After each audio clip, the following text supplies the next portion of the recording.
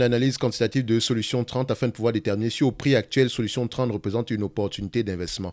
Donc, notre analyse sera essentiellement basée sur la recherche du revenu, un revenu stable, une croissance stable, le free cash flow moyen, le PER moyen, le nombre d'actions, la dette nette, ainsi que la qualité du dividende, si dividende il y a. D'accord? Donc, ceci représente uniquement mon point de vue et non un conseil d'investissement. Donc, quand je dis ici que je me limite aux états financiers de Solution 30, c'est uniquement les états financiers. Ce qui veut dire que si elle vous intéresse, vous devez lire les rapports financiers au complet parce que ça, c'est 50% du travail. Et vous savez exactement ce qui se passe présentement sur Solution 30. On va y revenir à la fin de la vidéo. La première chose que je recherche ici, c'est la stabilité ou la croissance des revenus ici. Donc, je vais directement sur mon Insta. Je regarde ici en date d'aujourd'hui, on a des revenus à peu près sur les 12 derniers mois de 869 millions. Donc, on va 869 millions d'euros ici. Donc, on va mettre 869, 869.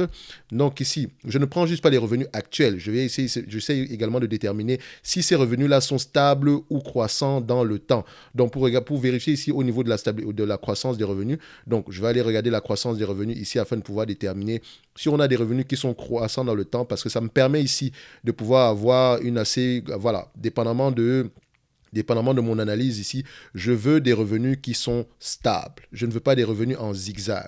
Donc ici, nous avons une entreprise qui est en croissance en termes de revenus sur les 10 dernières années. Donc en prenant comme base décembre 2021, on a 29% de croissance, 5 dernières années, 35% de croissance, 3 dernières années, 25% de croissance. Nous sommes en croissance présentement. Mais je vais mettre ici croissance 0. Pourquoi ?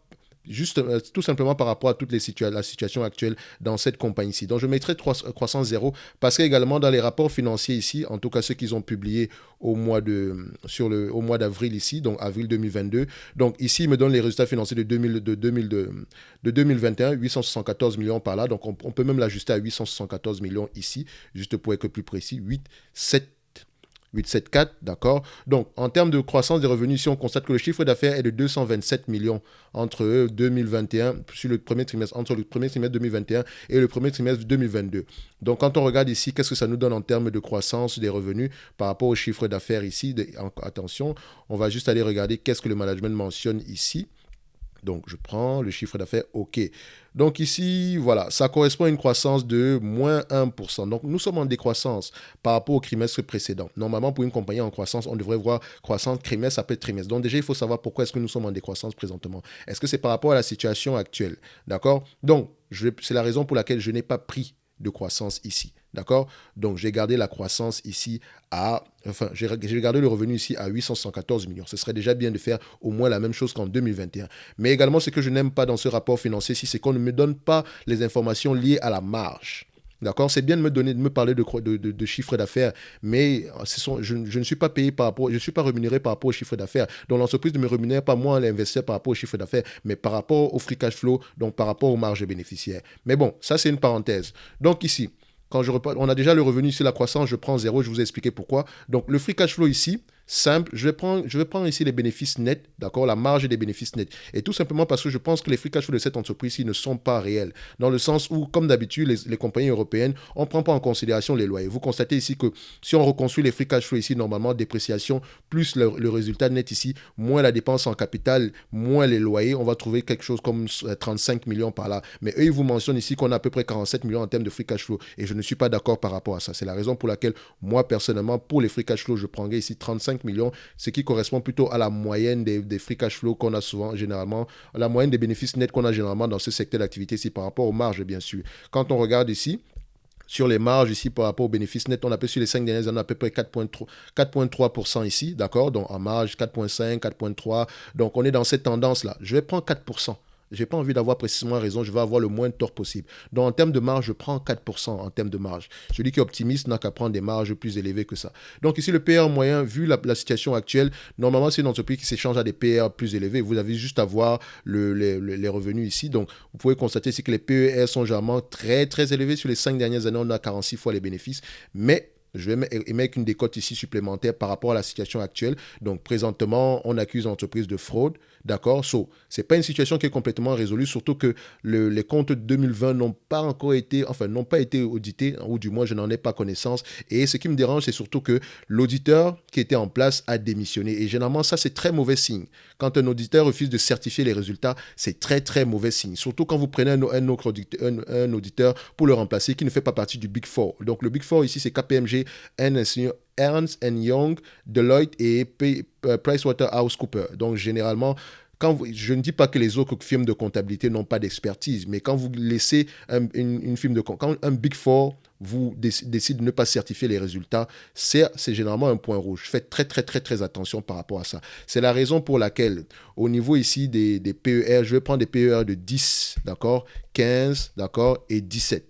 De toutes les façons, si c'est plus, tant mieux. D'accord? Je ne veux pas avoir précisément raison, je veux avoir le moins de tort possible. Le nombre d'actions ici, je le prends comme c'est ici. On a ici un nombre d'actions aux alentours de, voilà, à peu près 107 millions d'actions. Donc, je vais regarder au niveau de Yahoo Finance ici, qu'est-ce qu'on nous signifie par rapport au nombre d'actions. Donc, généralement, ce sont des informations que je dois recouper sur plusieurs tableaux afin de pouvoir voir celles qui se rapprochent le plus de la vérité, surtout si je ne travaille pas avec les rapports financiers directement. Donc, on va prendre 107 millions d'actions ici. Donc, on a 107 millions d'actions. On a tous les éléments nécessaires. Il nous manque uniquement la dette. Donc, la dette ici, je vous ai dit que c'est dette nette moins EBITDA. Donc, c'est ici, c'est valeur d'entreprise moins capitalisation boursière. Ici, ça va nous donner aux alentours de 33 millions par là. Donc, qu'est-ce qui nous signifie ici? Ouais, on a une dette nette aux alentours de 46 millions. Donc, ça ne change pas grand-chose. On va prendre la dette nette qui est signifiée ici. Donc, on va prendre ici 46 millions. D'accord? OK. On a tous les éléments en compte. Maintenant, il faut évaluer l'entreprise. Qu'est-ce que ça va nous donner? Donc, ici, on va prendre 4% de 874 millions, ça donne combien? Donc, quand on prend 874 millions ici, on fait fois 4% ici, ça nous donne combien? Ça nous donne ici 35 millions par là, 34 millions 96. Donc, ici, je vais mettre 35 millions. Des PER, je prends 10, 15, 17, d'accord? C'est pas EBITDA ici, c'est pas EBITDA ici. Ici, c'est free cash flow, ici, c'est PER. Donc, 10, 15, 17. Donc, maintenant, 10 fois, 35 fois les bénéfices, moins la dette nette divisée par le nombre d'actions, ça donne 2,84 €. Fois 15 fois les bénéfices, toujours le même calcul, ça donne 4,47 €. 17 fois les bénéfices, toujours le même calcul, ça donne ici 5,12 €. D'accord? Moi, je me situe aux alentours de 4,47 €. Et encore, je n'ai pas pris en considération la croissance. Donc, si l'entreprise arrive au moins à maintenir les marges actuelles et à garder une croissance même minime de 5 à 10%, alors que la croissance actuelle était aux alentours d'une vingtaine de pourcents, c'est un bonus pour moi. Est-ce que ça veut dire que je dois investir présentement? Je dis non. Ça veut juste dire que je dois creuser un peu plus. Donc, ici, la valeur que j'octroie, la valeur pour moi par rapport à cette compagnie, ici, dépendamment du risque et par rapport à mes connaissances, je dirais qu'on est aux alentours de 4,47 €. Mais ça pourrait aller bien plus loin que ça si présentement les nuages gris à l'horizon se dissipent. Donc, pour savoir si les nuages gris à l'horizon vont se dissiper, premièrement, il faut lire ce que Moody Water a dit par rapport à Solution 30, point par point, et essayer de découper cela sur les rapports financiers de Solution 30 également, parce que faites attention aux short sellers. Ce sont des gens qui prennent la peine d'étudier une entreprise au complet pendant des mois. D'accord? Leur avantage, justement, c'est de se ressortir ce document-là et de pouvoir faire du bruit sur le plan médiatique afin qu'on s'intéresse à la compagnie. D'accord? Mais ils n'ont pas toujours raison. Et vous ne pouvez pas vous dire qu'ils ont raison ici parce que vous êtes investi dans la compagnie. Non, non, non, non. Il faut faire la différence entre la perception et la réalité. Donc maintenant, pour avoir des informations sur la réalité, il faut lire sur la compagnie, comprendre ce que l'entreprise fait exactement et regarder les points sur lesquels Moody Water a interrogé. Enfin, Moody Water a des doutes sur quel point exactement. Pourquoi est-ce que la firme de comptabilité Ernst Young est partie? Donc, il faut regarder cela. Ce sont des points rouges. Donc, par exemple, si vous dites qu'à la fin de la journée, vous êtes toujours optimiste, s'il vous plaît, gardez cela en termes de, voilà, une petite partie de votre portefeuille également. Mais il faut lire les rapports financiers. Comme je vous l'ai dit, les états financiers, c'est 50% du travail. Maintenant, il faut donner vie aux chiffres. Pourquoi est-ce que les revenus actuels sont de moins 1%? Pourquoi est-ce que le management pense qu'on aura une croissance supplémentaire? Quelles sont les marges bénéficiaires? Est-ce qu'on aura des marges bénéficiaires minimes ou bien plus élevées dans le futur? Faites très, très attention par rapport à ça. D'accord? Donc ici, moi, personnellement, ce n'est pas une entreprise qui m'intéresse. D'accord? On va se dire qu'on va rester sur les lignes de côté. On va peut-être l'observer sur les 5 prochaines années. Mais clairement, faire un investissement présentement, je dirais non.